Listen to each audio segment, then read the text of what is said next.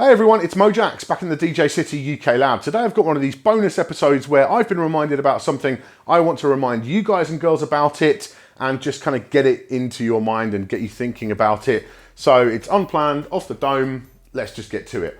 Basically, a good friend of mine, Danny West from DJcity in Texas, last week his car was broken into and they took his DJ bag with his laptop in there, headphones, head shells and all of that. And then I'm reading Twitter yesterday, and DJ Rusky, who's a well-known R&B DJ from here in the UK, he's DJing in Ibiza, and his hotel room was broken into, and they took his laptop and cash and all kinds of other stuff, right? So I'm never, let's get this clear, never about victim blaming, never that, right? We shouldn't live in a world where there are scumbags trying to take your stuff at every turn, right? But there are scumbags trying to take your stuff. In every country, every city, around the world, there are bad people who will try and take things that are yours if they can. So I just want to remind you about some ideas, some ways to just think about security, just to make sure that you can try and minimize your risk if possible. Firstly, don't leave stuff in your car if you can possibly help it. You know, we all do it, okay? We've all done it. We've all left stuff in our car. We say, oh, I'm only going to be 20 minutes, it'll be fine, right? But if you can possibly help it, don't leave any DJ gear in your car. It is a really attractive target to thieves. And if you have to leave it in your car, put it in the trunk, hide it away. And don't get to your destination where you're going to park and then put your expensive DJ bag in the trunk of your car. Stop a couple of miles away, put it in the trunk there, and then arrive. You know, you don't want somebody seeing you put it in the trunk and then they're going to break in. So do try and mitigate that risk if you can, but ideally, don't leave it in your car. Another friend of mine, Christian Jackson from Seattle, a really good DJ and lighting designer, he had his Zone 92 taken from his car. It was in a secure parking lot in the basement of his apartment building. That happened, right? So always, you know, cars are definitely a target for thieves. Do try and avoid that if you can. The second thing is, when you are traveling, if you have to leave stuff in a hotel room, try and use the safe in the hotel room if there is one and if you can use it. If you have to pay a bit extra to do so, I would say it's worth it. I was in Ibiza a couple of years ago.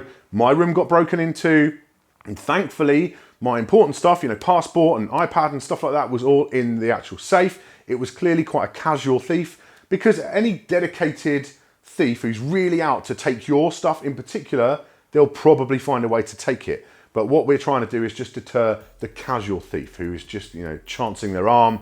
That's the kind of person that you can maybe put off a little bit by using something like a safe. If you can't use the safe in the hotel room, you know, if it's not big enough for your laptop or whatever, see if there is a secure safe that you can use at reception or whatever, if you possibly can. You know, just be aware of it.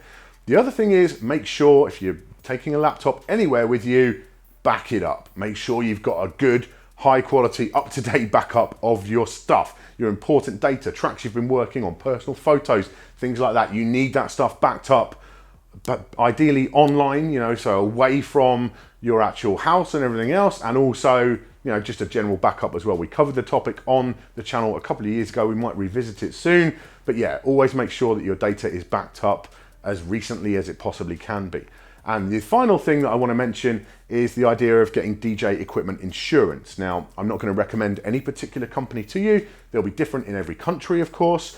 And they're generally, you'll find them under musical instrument insurance. That's, if you're struggling to find it in your country, you'll probably find it, you look for musical instrument insurance, those companies will often cover DJ equipment as well. Now, my policy that I have, it's like $10 a month. That covers my CDJs, a mixer, and my laptop.